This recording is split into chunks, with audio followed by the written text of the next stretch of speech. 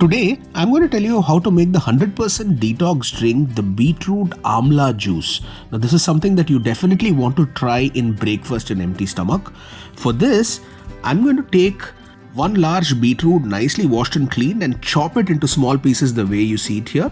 I then take 2 amlas or gooseberries as they call it and chop them into small pieces. Then add some ginger pieces to it which will aid our digestion. To all of this, I'm going to add some water to completely submerge these vegetables and fruits. While the mixture is grinding, a quick recap of the ingredients used. Now the ground juice is ready. I'm going to take it into a sieve so that all the hard particles come out.